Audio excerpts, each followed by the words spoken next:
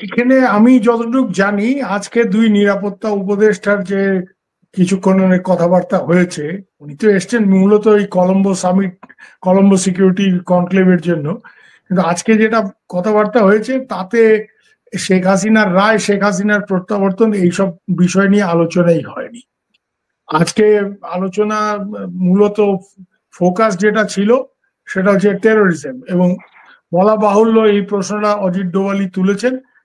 বিশেষ করে ভারতের যে কনসার্নটা, দুটো ব্যাপার, একটা হচ্ছে শেখ হাসিনা ক্ষমতার থেকে যাওয়ার পরপরেই বাংলাদেশে যে বিপুল পরিমাণে এই একেবারে কনভিক্টেড টেরোরিস্ট যারা ইসলামিক র্যাডিক্যালস, যাদের ছাড়া হয়েছে, আনসারুল্লাহ বাংলা টিমের প্রধান জসিমউদ্দিন রহমানির মতো লোকজন, এবং এরপরে পাকিস্তান থেকে একেবারে ওয়েল নোন, মানে পরিচিত লস্করে থাইবা টাইবার লোকজন, হ্যাঁ, হাফিজ সাইদের কাছের লোকজন, তারা একবার নয় ইতিমধ্যে দুবার বাংলাদেশ সফর করে গেছে, এবং বিশেষ করে উত্তর বাংলাদেশ, হ্যাঁ, ভারতের চিকেন নেকের কাছে ইত্যাদি। এই ধরনের প্রশ্ন এখন দিল্লিতে যে ব্লাস্ট হয়েছে তারও একটা বাংলাদেশ কানেকশন পাওয়া যাচ্ছে বলে ভারতীয় গোয়েন্দারা দাবি করছে। হ্যাঁ, এই দাবি করছে, হ্যাঁ, এই মডিউলের সাথে বাংলাদেশে, এবং হয়তো সন্দেহ করা হচ্ছে যে কিছু অস্ত্র ওই দিক থেকে, মানে এক্সপ্লোসিভ ওই দিক থেকেও এসছে।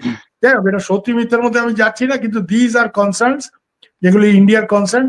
অজিত ডোভাল স্যার এগুলি রেজ করেছে, এবং অজিত ডোভালকে আমন্ত্রণ জানিয়েছেন খলিল সাহেব ঢাকা যাওয়ার জন্য।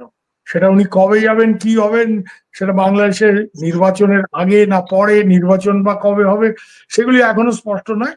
কিন্তু Ajit Doval has been formally invited, সেটা আমি জানি। ওনাকে বলেছেন আপনি ঢাকায় আসুন, এবং উনি সেটা গ্রহণও করেছেন।